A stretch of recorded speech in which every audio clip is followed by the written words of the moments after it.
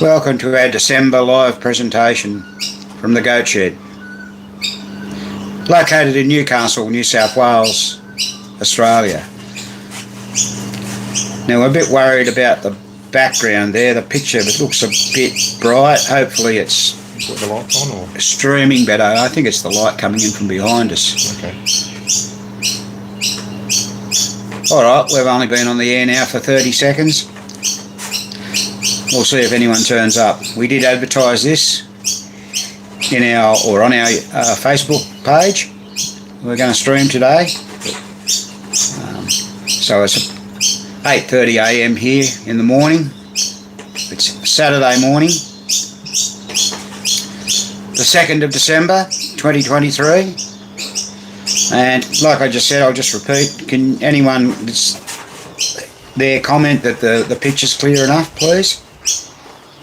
Appreciate that. This is going to be a bit of a free-for-all. We'll stay online as long as necessary. Anyone got any questions about games that they have? It's a bit fuzzy due to the light. Okay, well what we might do, we might... You can turn around. Turn around, eh? What do you Yeah, reckon? we'll see how that looks. Yeah, we might go on the other side, eh? Yeah. So bear with us for a second.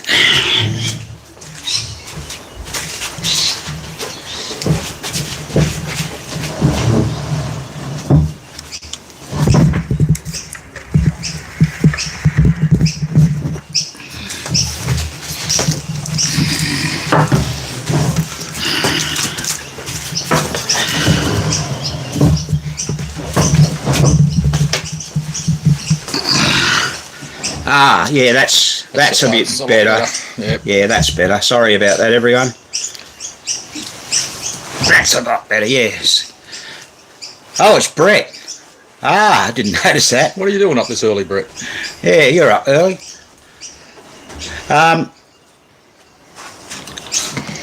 So as I was just started to say, we're going to just a bit of a free-for-all today. Anyone's got any questions, please feel free to ask away, and we'll see if we can answer. So it's the second official day of summer here in Australia. Yeah. And yeah, get a second job to pay for my pinball repairs. So that's right. Yeah, I know. You wait to get the next bill. Yeah. Haven't worked it out yet, have we, Graham? No, I might send that one away and get it done. Yeah. The humidity's filthy here. Yeah. It's a 90% humidity, which We had is a little bit of a bruise a minute ago, but I think it's gone. yeah, which makes it really steamy and sticky. And we had a bit of rain overnight, so that's no good either. But it's 21 degrees Celsius, and that equates to about 69.8 degrees Fahrenheit. And makes it just that little bit uncomfortable. So at least here on the veranda it's somewhat cooler. Yeah. And, oh, there's the dog over there. Now we've got a few things we wanted to talk to you about. We've got our annual Christmas lunch party occurring in a couple of weeks' time on the Saturday the 16th of December. We've advertised that, and we invited everyone and anyone to come along who was available. And, you know, we've got a few takers this year, not a lot, but a few. So that's only a few weeks away. Right here in this very spot we are now, we'd started our training course last week. We were good 35 minutes into it. Now it was very, very successful. Our training courses are now being attended by people from all over Australia. We had a guy come down from Brisbane, which is in the state of Queensland, and that nose you can see is Abby, the dog. Come for a look. We had a guy come down from northern New South Wales in Tamworth. You know, it's about a 4-hour trip. We had a guy travel up from a place called Budgewoi, the Central Coast. That was, you know, only about an hour, just under an hour's drive for him. And where do we have another guy come from? Oh, the South Coast, New South Wales, down past Wollongong. And we had another local chap attend. So there was 5 people all up at the training course.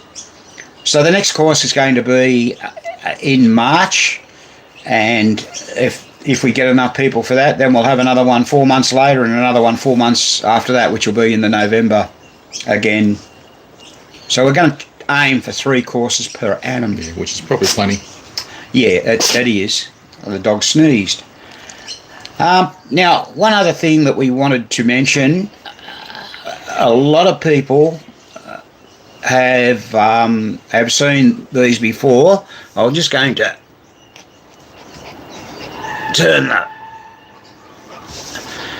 There's our famous goat shed sign. Now, by popular request, we've decided to have more of those made, and they've actually been ordered. And there's another sign that we're going to have available, which is going to be a very, very useful sign to hang up in your workshops. They're going to sell really quick. Hopefully they will sell very quick. These signs have been available on the internet, but if you've got one printed in person to look at, I think it's going to be much easier. So keep your eye out for that. We're not going to say exactly what they are just yet. We actually had expected to have received these in our first lot. With our first lot, but something happened with the order and it got all screwed up. So yeah, so those signs will be available to us probably late January. So hopefully they'll go to market maybe late January, early February, and we can post these overseas. So just to give you an idea, they'll come in a envelope, and I can send those to the US, Canada, the UK, anywhere in the world really. But US, the sign posted last time we did it was about $22 US. But the only downside for you viewers is that we only deal in cash. We don't use any other form. So you mail us the $22 and we'll send you your sign. And we haven't had anyone complain that they never received one, so that's good. So please look out for those. They'll be should be pretty popular again. Now, what else do we want to talk about, Graham? Oh yeah, we will shut down for a very small break. A well-noted break. On the Friday before Christmas. I think Christmas Day is a Sunday this year from memory. Is it? I think so. And then we won't reopen until the first day after the New Year. So it's just not a big break. Not a big break, just a short break. So just a reminder to anyone local, anyone's always welcome to come around and visit us. Yep. It's not...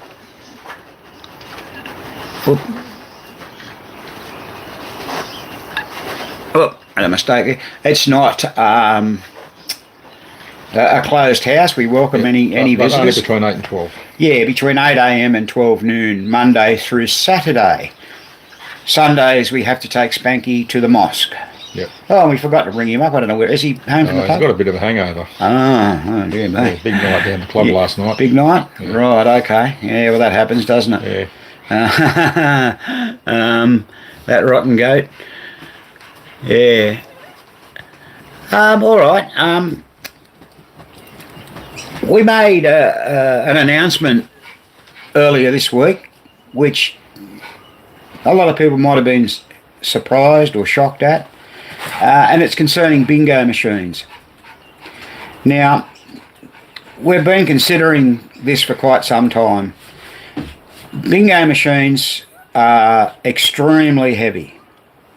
Extremely heavy. And there's only 2 of us here generally. We don't have any pinball trolley or anything. We probably should. We'll think about getting one of those maybe. But the time involved in fixing bingos compared to flipper pinballs is enormous. Yep. And the average bingo on and off can take months to fix. 100 hours. And I guess it takes a toll on you, like physically and mentally. So Graham loves his bingos, don't you? Yeah, I do, and I love doing them. It's just that it's such a headache sometimes, and I'm trying to work on a bingo, and we've got about 3 pinballs in the queue to fix, and it just takes up too much time, and they're in the way all the time. You've got to try to skull drag them out the way. And another reason is too, I've got 3 bingos in my back room that one doesn't work completely, but the other 2 just need about an hour's or so's work on them, and I just don't seem to find the time. And I've been fixing other people's bingos, and I've really got to get on my own bingos and a few other little things on the side, and I just don't seem to get around it because I'm always too tired just fixing other people's machines. But as we said, like, it's not permanent. We will get back into them probably halfway through next year, maybe even before. We'll see how we go.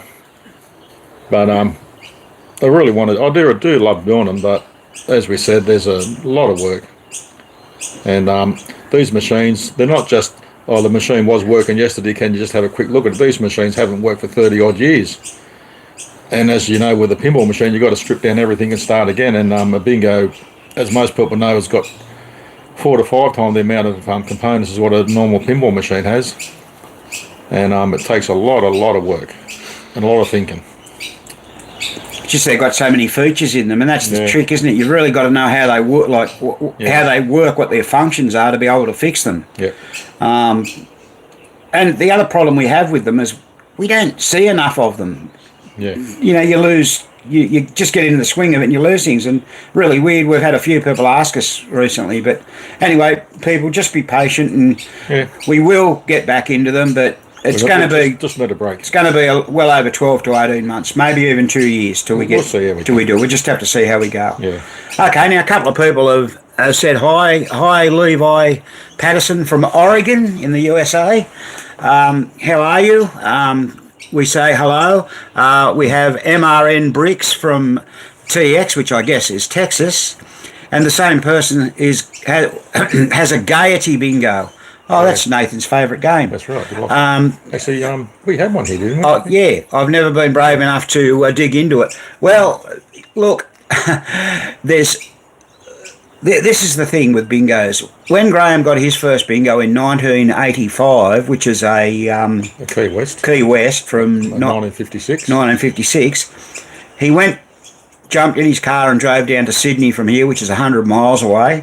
Bought it. It was the same machine he used to play in Newcastle in the city. Yeah, in the main street. Yeah. Bought it from the operator, who was a Greek chap. Very nice bloke. And Graham said, "Oh, have you got the manuals and the schematic?" And the guy says, "Oh, Graham, I give it to you. I hope you'll make a lot of money." Well, he must have thought Graham wanted to put it on the site. He was actually surprised. He said, "I'm the first one that's ever asked for the schematics," because a lot of people just get excited and take it home. But I knew I needed schematics because you know how awesome I'm going to learn. And actually, with Bally was good because Bally Books, in my opinion, is the best. Compared to showing you what goes on, like it might say, like just say the extra ball's not working. So all you do is just go through the whole. You go to the extra ball page, see the unit, see what it does, and then you follow everything back to where the problem could be, and you'll eventually find it if you've got the passion to do it. But if you're just there to make a couple of dollars and sell it, you will not fix it because you need to have the passion, not just trying to make a quick flip of it and make some dollars.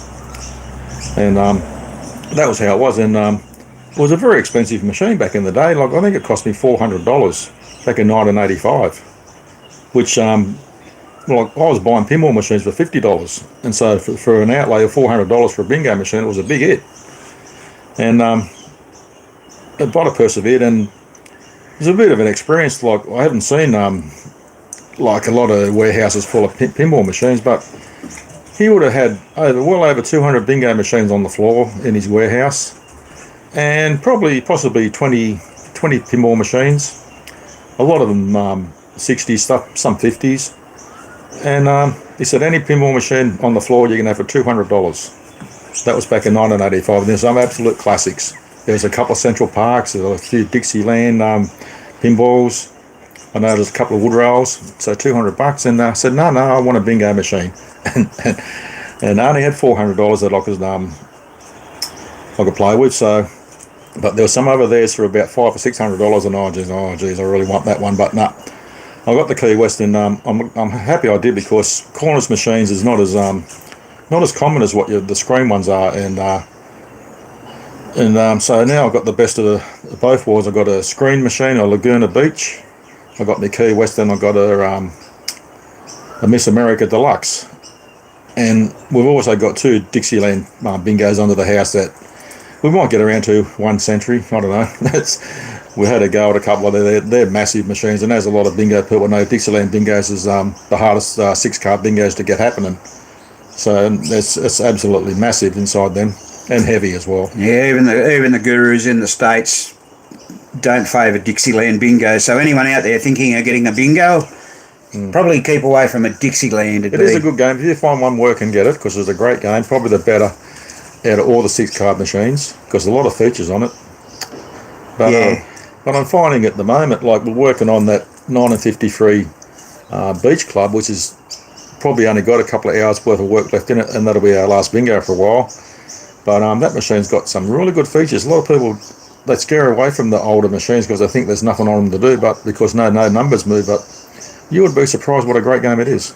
Yeah, that's got the knob on it. Knob on the front, yeah, that's all working. Everything. Select the the numbers or something. Yeah. So we're just having a couple of problems with the search index relay, I think it is, and but we're getting there. And so hopefully that will be gone before Christmas. You never know. Yeah, absolutely. So yeah, that's the story behind the bingo decision for anyone that's interested. Yeah, it's not because we hate bingos or nothing. We really love them, but we just got to slow down and prioritise other things. We're not getting any younger either. Yeah, and like we've got a bit of a backlog, but we want to get up the speed and everything. We've said this time and time again. We need to get more young people into the hobby of the older pinballs, the electromechanical pinball machines. Yeah. Because if we don't, they're going to disappear as they break down. People will just tip them, send them to the nearest dumpster or something. So, we don't want to see that. So we're going to try and keep them going as long as we can. And I know there's people in the States that are just as passionate about keeping them going. And this is why we need people like the Pinball Resource, Steve Young. He's not getting any younger either, is he, really? But no. Let's hope that when he sells his business, he sells it to someone who has a passion for electromechanical games. Not just in it for the money. Like he does. Yes, exactly. Someone that just doesn't want to make a quid. They want to love the games. Yeah. But anyway, hopefully we're away off that yet. Just getting back to the training course that we had last weekend, I think that was about maybe the 12th or course we've done. We started them maybe 3 years ago, and I've got it written down somewhere. I just can't pull it off the top of my head. But a lot of people ask us, can we do that online? Well, look, there's a couple of problems with that. Problem number one is that we need better equipment, which we haven't got. Problem number two is some people don't like to be filmed, and that can be difficult because you're trying to run the course, and then you've got to remember, the person in that corner doesn't want to be filmed, for whatever reason. So that's the other restriction that we've got there. Yeah. We may do a sort of how would I say, an introductory type thing on video on maybe YouTube one day. Highlights or something. Yeah, highlights and stuff like that. That's why all the other videos we have out there are all... I don't think anyone else on YouTube does exactly what we do. I know people have in the past done things like they might do a video on restoring a whole machine, but we have videos there on how to actually repair a certain mechanism in a machine, how to pull it apart and how to adjust it. And time again we ask our viewers to let us know what they want. Now, as a result of that, I had an email from a friend of mine, Will White, in Alabama, just through the week, saying, have you ever done or considered doing a video on he used the number 5 main reasons why a score motor spins constantly on startup. Well, the short answer is no, we haven't, and that's a great idea. And these are the sort of things we need to know what people want to see.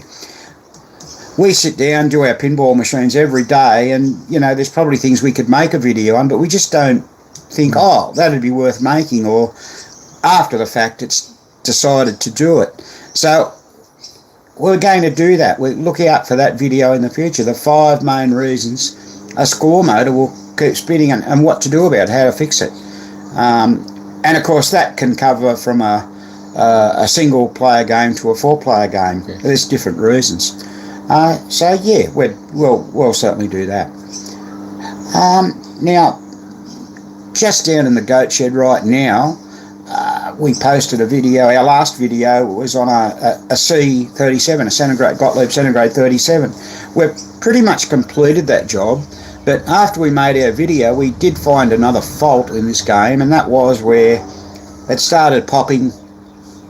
It popped a fuse in the lighting circuit, in the playfield lighting circuit, and we thought, oh, okay, this thing's full of LEDs, and we noticed one LED was sort of going dark and light and going dark and light. Anyway, we got rid of that LED and put an incandescent in, and away it went. And then we had a guy come around playing the machine the other day, Thursday, I think. Yeah, Thursday. Yeah. And what happened was he just shook the machine, and next minute all the playfield lights went out. It actually popped another fuse. So yesterday morning, being Friday when we came in, we had a look, and someone's done a lot of modifications in the wiring to this. Or the lamp circuits, they've added extra lamps here, and what they did, instead of soldering things, they joined things together by hand. And what had happened, they'd actually put another lamp socket in, and they twisted the wires together, and they didn't even bother insulating them.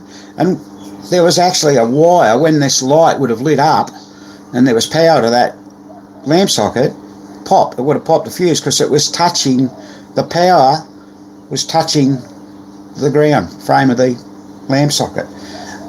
We looked in the area where we had trouble before, and yeah, we found it. So anyway, we're finished C37 now, we're still testing it, and the chap who owns it will pick it up. He's going to come to our Christmas lunch, so he'll pick it up then.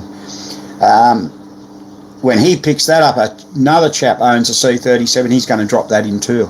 So we'll be doing another C37. Haven't seen one before, have we? I don't think. Always happens in twos. No, but we actually bought the mechanics of one probably 2 or 3 years ago. Oh, that's right, yeah. So we bought a complete back box.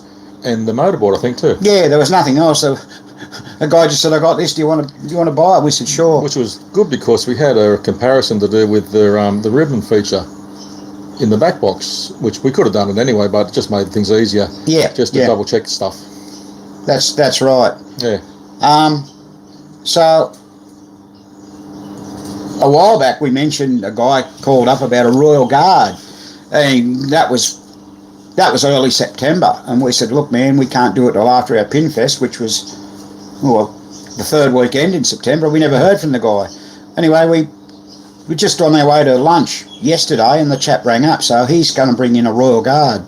So we'll definitely do a video on that, because it's got that snap target, that goes across like that. I'm pretty sure that's the only one that had it. Yeah, Royal Guard, and what's its Attaboy friend? Palace Guard. Palace Guard, yeah. And there's an Italian version as well. Ah, yes, that's right. Yeah, there usually is an Italian version of the wedge heads.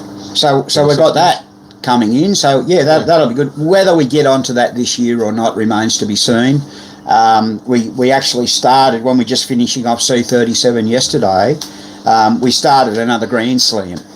And what happened with that, a guy watches our video YouTube channel, like you guys are now, and he contacted us and said, look, I've got one, I want it working again, and we can bring it up and you could start on it. We said sure. So we've actually got going on that, and that machine, it's really clean in the back box, but yeah, it's very nice. Like the ball count unit was totally seized, the replay unit's totally seized. I don't know about the match unit. That's one of the little FS relays. It probably is. Yeah. So we're just going through the score reels now. So and they look pretty good. 6 score reels. So we pull them right down. They all get new coil sleeves in. Yeah. We just got new coil sleeves very timely. We'd run right out of the little short A8 111 Yeah, for the score reels. score reel sleeves, the short little ones. And of course, most machines that come in, we change sleeves, and the main important things in the score reels, as everyone knows, is very important. Want to work 100%.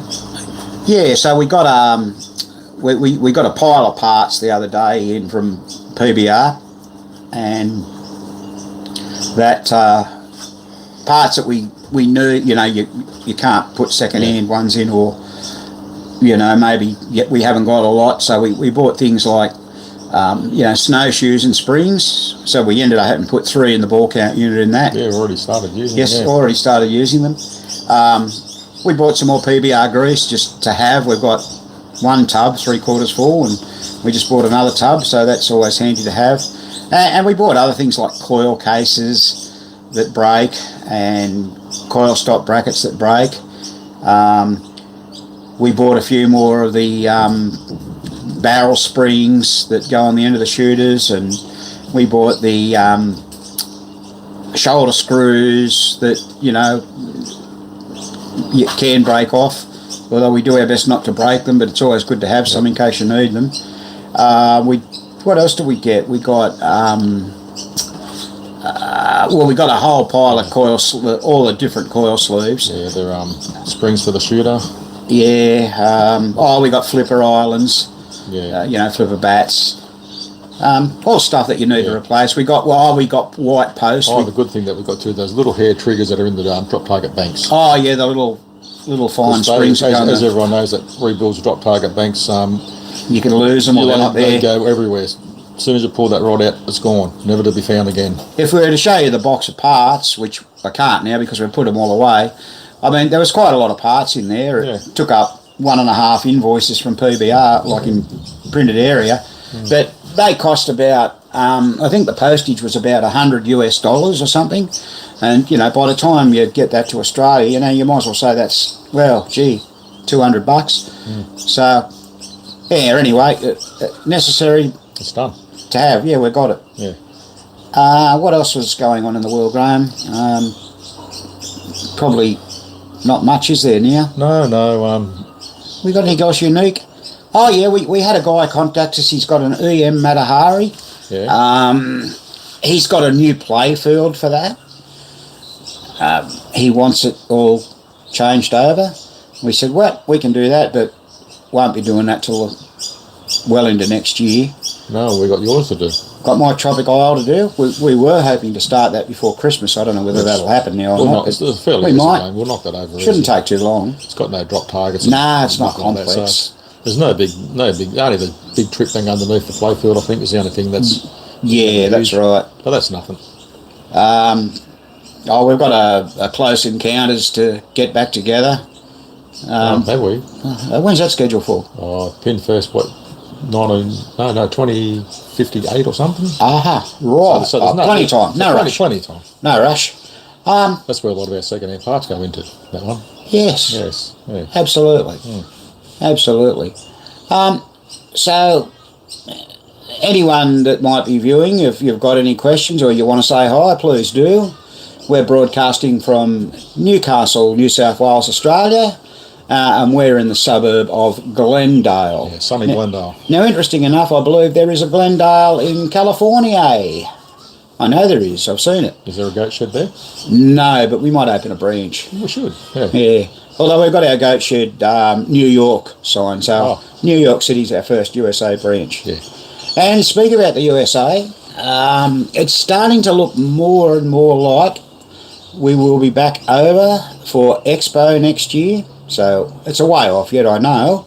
However, we are planning that. So we'll make some announcements when we do make a firm decision. A couple of things that we really want to see is that the Australian dollar go up a bit more against the greenback. We're only getting about 65 cents at the moment, and it was worse last year when we were over there. It was only about 61, 62 cents. So it sort of makes for an expensive trip. But, it's as I say, looking quite likely we will come over. And if we do come over, just to let everyone know, we will attend the White Rose Game Room Show in York, PA. That's normally held early October, and 3 days later the Expo's on this time, which suits us a whole lot better than it did when we were over last year. There was a gap of almost 2 weeks, and it made it difficult for us logistically to organise things and get around. So hopefully September, October, USA, here we come. And just to give you a bit of an idea, we'll be visiting San Diego probably to start with, and we've got some friends down there, and then we'll make our way. Don't think we'll go to Vegas this time. We've been to the Hall of Fame. We've seen the sights of Vegas, and we've been to the Hoover Dam. So I want to spend a bit more time in New York City, and then we'll if my travelling buddy is happy to do that anyway, and then we'll drive down to York, and we'll visit Rob Burke's Pastimes Arcade in Ohio. We were there. We got a sneak preview of that last year. I think that only opened this year in April, from memory. So yeah, we're probably looking forward to another USA trip, and meet some more people and see a few more collections. And we've seen a lot of good collections over there, some fantastic collections, and we've met some really fabulous people. And that's the great thing about this hobby. There's so many nice guys in it, so that's good. So we haven't got anyone else said hello to us yet. That's okay. We're not going to make this a super long broadcast today. We just wanted to do our December thing, and we probably won't be doing another live broadcast till the new year, I wouldn't imagine. We may squeeze one in just before Christmas, but we may not. Don't forget, we've got super chats available, so down below your screen you can donate money for Spanky to have his drinking fund. And a few people have done that in the past, and we thank those people very, very much. As we've said many, many, many times, this is not a business, and we're not an LLC or a PTY Ltd. In Australia, if you're a business, you have to have what they call an ABN, an Australian business number. I used to have one of those when I owned my own business, but we're just simply hobbyists. And I don't think a lot of people get that. They think we're a business, and we're not. It's just a private home, just two guys who enjoy doing what we do. Yep. We come to work.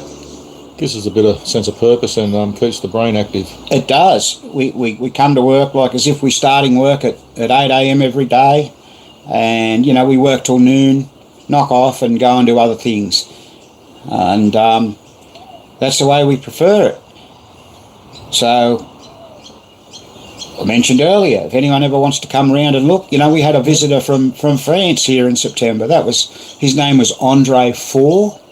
Now, he's a fairly big collector in France. Very nice bloke. He's a nice guy. We hosted him up here on where we are now on the deck, and we had a good old Australian barbecue, and we gave him a beer, and he had a great time. He was quite fascinated with some of Graham's artwork that he's done on the cabinetry of the pinballs, and he had a good time.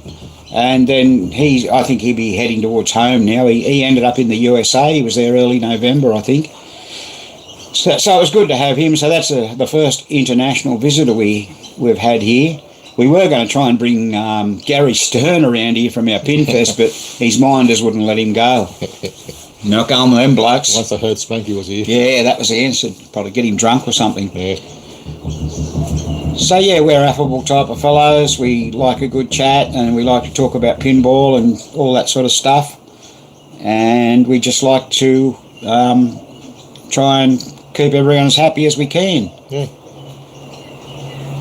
We're looking forward to this Royal Guard coming, because they're quite unique. Yeah. We did go and fix one in a guy's place. Oh, what? 3 years ago, 4 years ago. Remember that? Yeah. I remember, was that the one, we had one in that, one of the snap targets had broken off actually. I think it was the purple one. And we didn't have any purple, the targets, didn't have any purple targets. So we actually got a white one and soaked it in beetroot juice overnight and it come out purple. Oh, that was Craig's at Palace Guard. Was that it? Yeah. Yeah, remember we went up Maitland Way, a bloke begged us to go up there. And, oh, yeah, there. Yeah, and he had a few machines in his shed, remember that? Yeah, what else did he have? Did he have a sing-along too? Yeah, I think so. But he had a lot of the war games too. Yeah, where you flip the thing and yeah. What do you call them? Pachinkos. Like a pachinko, yeah. Yeah, but they're basically just trade stimulators. Yeah. We don't really do house calls any longer. I think we've mentioned this before. Yeah. And the main reason is that you go to, someone says, I've got a machine and the flipper doesn't work. Can you come around and have a look? So, you know, a few years ago we probably said, oh, okay, we can do that. And you'd go around there, oh, why do you hear this doesn't work, that doesn't work? You know, and you start looking at the entire machine and, you know, it's not been serviced in years. And sorry. You haven't got the parts. We haven't got the parts, you've got to go back. And another thing that annoys us too, when you go to someone's house, there's always rubbish around the whole machine, you can't get to it. Or you can't see. You can't get to the back box. Yeah. And they always say, oh, it was working, but there shouldn't be much wrong with it. And then, as Kim said, when you get there, the whole machine needs a total strip down. Yeah, so the only time we do house calls is if the machine's local and has been to the goat shed before, and it's basically just something I'm going to miss, like a flipper might have cooked or something like that. And that's the only time we would do it, which we don't mind. Oh, okay. So sorry, we've been a bit slack on the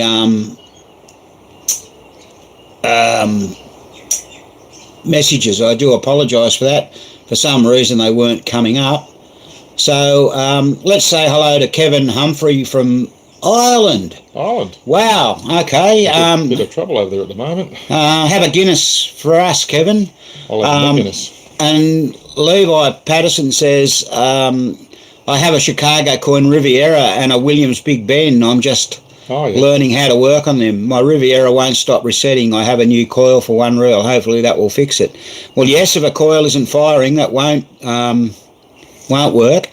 And then we have Ron Schnapper, is it? Hello, Ron, from Boston, Massachusetts. Yeah. Now, Boston is a place I want to visit, or Massachusetts. I'd love to go there. The what do they call it? The New England area, isn't it, of the States? I'd like to get up to, say, Martha's Vineyard and places like that. Have a little look around, try and be a bit more, get a bit better knowledge. So, yeah. And, Levi says that's awesome, that's what I'm dealing with. And I'm not sure if this particular type of video is out there, but I'd like to see or know how to clean the inside completely of a game. My Riviera is very filthy and wires have sticky grime. Oh, rightio. Now, that's an interesting thing, okay? Maybe we should do a video on that one day, Graham, about how we clean out a machine and that. Look, essentially, we vacuum it. I'll just come back to you in there in a second. Ron says, stop in and visit Ronnie and Joe in South Carolina. Look, Ron, I do... I am in correspondence with Ronnie by email. I've actually sent him one of these goat shed signs. It's in the screen now. And I asked were they going to go to Expo last year, but they tell me they don't get out of South Carolina much. And I do want to go to Virginia. I have a couple of friends in Virginia in different parts, and I'd like to visit them. So a visit to South Carolina would be really cool if we could make it, that's for sure and certain. I love to see that part of the coast, on the east coast of the States. So yeah, that would be good. And we've always thanked Ronnie. He often gives us a plug about our videos, which is cool. And he does really, really good in-depth videos, and they've got a lot of subscribers and a lot of viewers. A hell of a lot more than what we've got, but they've been doing it a long time. But yeah, getting back to that cleaning, whoever asked that question, Levi. Look, there are videos out there on it. You know, we've seen a guy hose a bingo machine out with water and use detergent. Now, a lot of people sort of say, "Oh, you shouldn't do that." Wouldn't be real good on the wood. Well, yeah, I don't think it'd be good for the wood. One thing we don't do that ourselves, but one thing we could do here in Australia, in the summer particularly, because it gets quite hot here, we could actually hose something out if we took it all off the wood, and it'd dry out in 24 hours on a warm day. Yeah. But the wires, the cloth wires, a lot of people just wipe them over with isopropyl alcohol.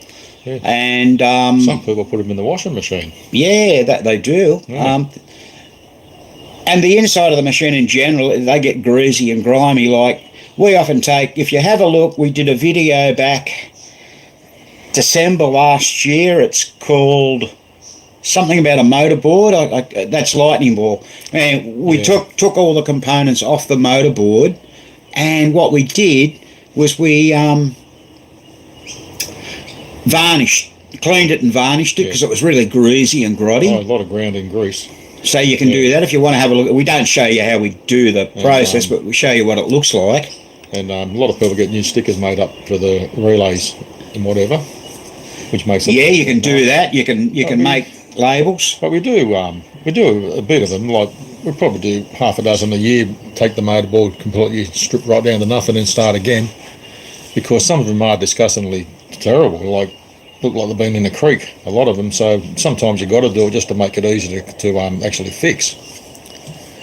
Yeah. Well, we sort of hope that helps. But yeah, look, we could do a video on that. I'll just make a note of that inside the game and cleaning it. I actually got a message from a guy who watches our channel and suggested that when we do our videos, and we probably forget to, we say, oh, we cleaned that roller there. Tell us what you cleaned it with. We cleaned this roller with isopropyl, or we did this with kerosene. And kerosene is one of our go-to degreaser solvent type things for games.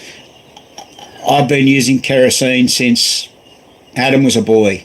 Anyone that follows us knows that I was in the office machine game. And that's what we use. We used to use kerosene to clean typewriters and that. We also used a thing called Texalite. The Tex was Caltex, and it was our own product. Chuck U. Farley from Ohio. Hey Chuck, how you going?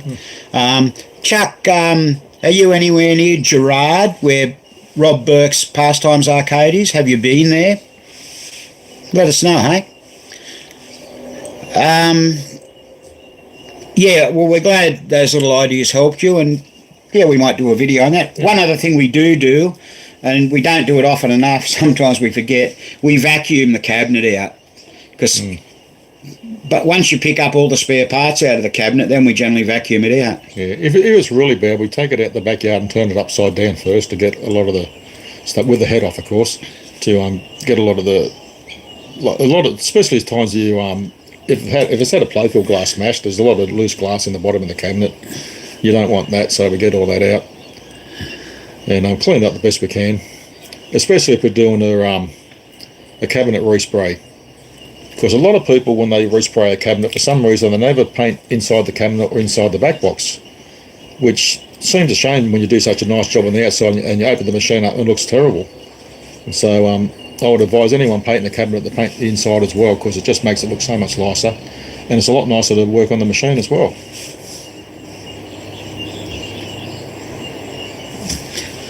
Yeah, that's true. It's Chris having a say, is it Chris?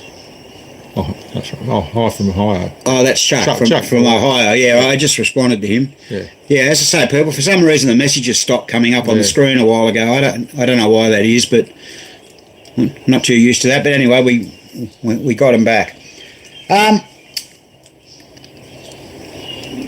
So we just had our sign back there to remind you that they'll be available.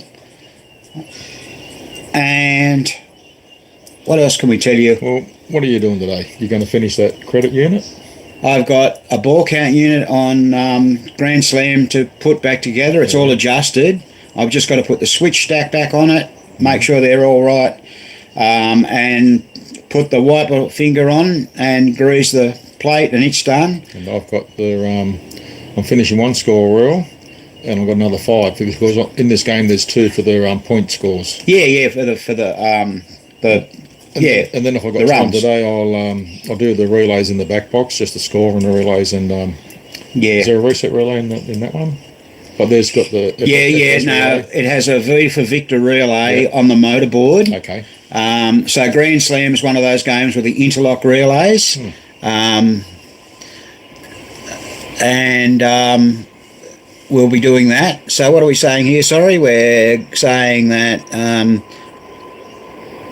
they need to make YouTube into an EM system. Yeah. Then we can figure it out.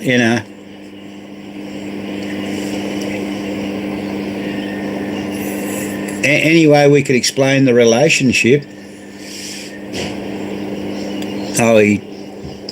Ted wrote something, but he's taken it away. So the games like Gottlieb's High Hand. What year is that, Graham? 73. What's this Grand Slam? 70? Was it 71 too? Yeah, they use those little interlock relays, and they, after a long time, get problematic, and there's a modification that was taught to us by a chap in America, and we've documented that on YouTube already. It's called interlock relays. Have a look at that. If you've got one of these games, have a look and do this modification. It's very simple to do, and it will work. We're going to do it regardless on the Grand Slam we've got here. Yep. To make sure it works. It's to do with the man on base relay. So the reset relay is the V for Victor relay. The man on base relay are the A, B and C relays. Now, the weird thing about that the circuitry in that by Krinsky was quite brilliant. And I'd encourage anyone to have a look at Mark Gibson's site, Fun with Pinball. And Mark has documented how this circuit works, and he's done animations. Yeah, it's a bit complex, but it's very complex. Yeah. So with the man on base relay, first of all, the man on base relay's got to decide whether there is a man on the base. In other words, is it lit? And then it's got to decide if it's not, and then all of a sudden there becomes a man on the base because the runners run round. It's very, very complex, and it's great. And then you've got a hit unit on the score motor board as well, on the bottom board. That's a step unit. It's got, I think, 12... No, 6 notches. It's got 12 snowshoes on though, hasn't it? Yeah. 6 notches. And actually the last game come in, I changed a whole lot of them. Yeah, and we might have to do it on this one as well, because this game, the ball count unit that we've got, this Grand Slam, the snowshoes were flat. You know how they're supposed to be rounded? And they were very flat. Well, you can file them if you want to. There's nothing left to file. But there's bugger all on that to file. So we had to change 3 snowshoes. Just lucky that we've got our water coming. 3 springs, yeah. And the rivets aren't real good on it, but they're a mongrel to change those rivets. They get worn. We bought some new ones, yep. We've got to find a nice punch, a rivet punch. I know guys like Nick Shell said they had something. I should probably message him and see what it is. So you guys have your Harbour Freight over there. I guess we could order stuff online and that, but... You can buy them from a saddlery for the leather, for the saddles. They got that sort something of stuff. Like that? Yeah, sure. That's it, yeah. Haven't missed any more messages, have we? Where are they gone now? And I've got to finish that replay unit too, Graham. It's I put it through the ultrasonic cleaner yesterday. It's all done, just got to polish up the... I'll do a bit of buffing and... the plungers, and put that all back together.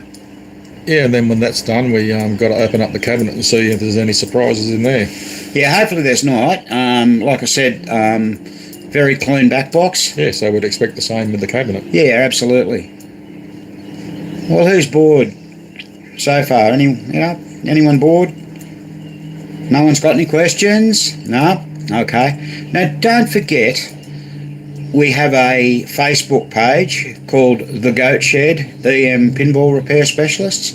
I think most people are aware of that, but we do get people sometimes ask technical questions on the YouTube channel. I try and answer them if I can for you. Technical questions, we do prefer to go on our Facebook page. The main reason is that it helps other people. So someone asks a question and then someone says they're following. Well, they want to know the answer as well. Yeah. It just makes it easier to do so people can... And someone might have a bit of a different view of things too. Exactly. Yeah. And say, well, I do it this way, what do you think? Or whatever. And it might even be better. Yeah. You're always learning something every day, you know. I mean, I mentioned a moment ago about those interlock relays. Well, the guy that told me about that was Tim Meehan. Now, Tim is one of the coaches, like I am, and Dave Valansky, along with Mark Gibson, on the Fun with Pinball online coaching clinics. And there'll be another one of those people this coming Friday night, or Friday evening in the USA. And on our Facebook page, there's an invitation to that for anyone that wants to go on it. There's a bit of criteria you've got to meet. You've got to be able to use an app called Jitsi, that's JITSI, and you've got to be able to provide a video feed to your problem on your game. And we've had a guy on there from Germany. We've had mainly people from the USA, Canada, UK. We've had a couple of people from Australia on there. So, it's a way of fixing your machine with the help of experienced coaches. And Mark started that. I think this is the 47th one he mentioned that he's done. He started that during COVID, so obviously 2020 sometime. So there's one a month, is there? Pretty much one a month. Yep. Yeah. So that means he's been going a few years. Yeah. As I said, it's 47 or 48 anyway. It says so. So yeah. Feel free to use that and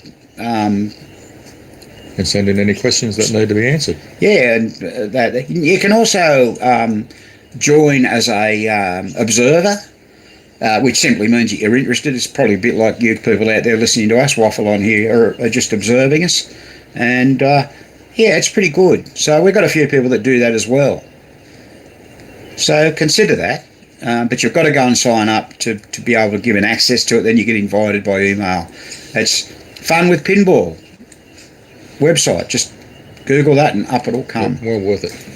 And Mark uses schematic diagrams to illustrate where the problem lie or should lie in the machine. And he draws yellow lines through it. He's got all the software to do that, which is great. We haven't got that ability here. Not yet. No, not yet. Not till Spanky buys us a Christmas present. No. All right, so that's about it, isn't it? Yeah, we've got to get to work. We better go and get to work. What have we got here? HF online cleaning, very good. Burn on 12. Oh, okay, Kevin. Yeah, you have you? Great. Excellent. Yeah. Yeah. No. Well, so you might have just heard me say there's another one on this coming Friday evening if you're in America, and. It's a Saturday morning for us, so it starts now at about, I think it doesn't start now till 9 or 10 o'clock, 9 o'clock in the morning with daylight saving here and no daylight saving in the States anymore.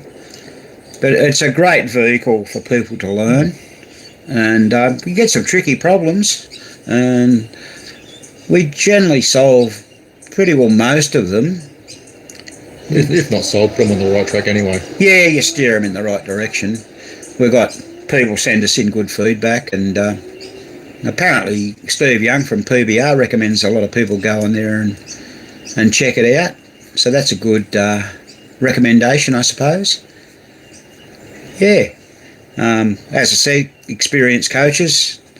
Not everyone. I haven't missed too many. I've missed a few. I've only been doing it, I don't know, 2 years, maybe 2.5 years. Time gets away. And but yeah, it's generally David Valinsky. So he's from the Pacific Pinball Museum in San Francisco. There at Alameda. David's been doing it for about 10 years. The repairing. You got Tim Meehan, who's been doing it since the set. He used to work for an operator. I think when he was going to college, he worked for an operator and then carried on, and he still does pinball, and he's based out of Seattle now. You get another guy called Dave. I'm not sure of Dave's last name, but he's from the Poconos in Pennsylvania. He's on there. I'm on there. And there've been a few other guys on over time, but I think a lot of people can't put the time in. And of course you've got Mark, who's extremely experienced. Mark's brilliant. He's really, really good. And no shame in saying that. We've reached out to help for him once or twice with some complex things, and he steers you in the right direction. You might have already almost been there. And once again, that's what I say. We're all here to try and help each other. All right, well, we've been waffling on now for about 56 minutes and 30 seconds. I'll just give you one more chance to say, is there anyone want to ask anything or say anything just before we sign off? This will upload automatically to our channel when we've finished. And it's just our way of saying thank you. Yeah, have a great Glendale weekend. Enjoy the summer. Thanks, Ron. We certainly will. The sun's shining, and Kevin says, I have a blue chip that when you get the first credit, it jumps to 2 for some reason. Skips 1 when I manually do it. When I manually do it, it starts at 1. Any ideas? Graham's having a think there for you, Ken. Yeah, that's the Williams blue chip, not the bingo. Oh, right, okay. When you get the first credit, it jumps to 2. Okay, so... is that off the coin switch or...? Yeah, that's true. Is that off the coin switch or is it off the replay? So it could be a plug problem with your coin setup. Yeah. So I thought he was talking about the bingo for some reason. Jumps to 2 for some reason, skips 1. When I manually do it, starts at 1. Oh, okay, I see what you mean. So it pulses straight to 2. It sounds like he's but he manually does it. So when he manually does it, he doesn't have enough stroke. So maybe when it's done by electrical, it just goes bang and it just pushes up too much stroke, maybe. So what you'd have to look at, you'd have to get around the back of the machine and have someone start it when it does this and physically watch the plunger. Does it fire twice? If you can't see it, just take a video of it and slow it down. That's right, do a slow-mo video. Now, it could have something to do with, as Graham was just saying, the stroke of the unit, the replay unit. I guess the interesting thing would be to look at the replay unit, operate it manually, step it up, start at 0, and Williams don't have 0 in the screen, they just have blank, so 1 below number 1. Step it up once, and then reset it, and make sure it steps up cleanly and resets cleanly. Yeah. If it doesn't do that, that means that the replay unit is sticking and needs rebuilding, repairing. But to go 2 teeth at once, it's got to be too much stroke. Yeah. Now, we have done a video on YouTube on a Williams replay unit. So if you just type in, the magnifying glass on YouTube, Williams replay unit, you'll get a video come up on that very subject, and hopefully that'll help you, Ken. But if it doesn't, if you're not already on our Facebook page and you use Facebook, join our Facebook page, the Goat Shed EM Pinball Repair Specialists, and we'll troubleshoot with you there and help you out. We'll get it going for you. So please look at that video first. It sounds like a simple solution. It shouldn't be much. And it's probably timely to remind everybody. I think we've got about 214 videos on there now. Most of them are about repairs. There's probably maybe 20 of them that are about pinball shows and stuff, and we did a fair bit of Spanky Does USA last year, and they're all very, very good too. It shows you some really... A lot of machines you'd never see. Really special places, and the one on Bingo Butch, anyone interested in bingo machines, Bingo Butch's Museum in Pottsville in PA is great. Yeah. And the one we did on Randy Peck's New Pike Arcade, you just won't believe that. It'll blow your mind. So have a look at our videos. You can always do a search in YouTube for them, or you can look through the library. So 200 odd's getting a lot. And we can only hope that these videos are helpful to people in years to come when we're dead, if YouTube leave them on there. And I think they will. We've never had any offence or anything taken against us. Not yet. Not yet, no. But that's why we don't bring Spanky up all the time. Yeah, we don't let Spanky come up. He gets naked on the screen and all that sort of stuff. Yeah, starts drinking. Yeah. All right, we've been on this an hour now. You people have probably got better things to do in the USA on a Friday night and wherever else you're viewing. Yeah, so Ireland. It was late in Ireland, I guess. So, yeah. And Saturday's our day when a lot of people just turn up off the cuff. Yeah, we've got to do a bit of support for people. Yeah. Okay, will do. Yep, good on you, Ken. Yeah, do that, and don't forget to reach out on the YouTube on Facebook if we can't help you. Facebook's our simplest medium of communication. We don't have a email support or anything like that, but we're happy to help. Yep. Okay. All right. Right. We've got to get into it. Bye, everybody.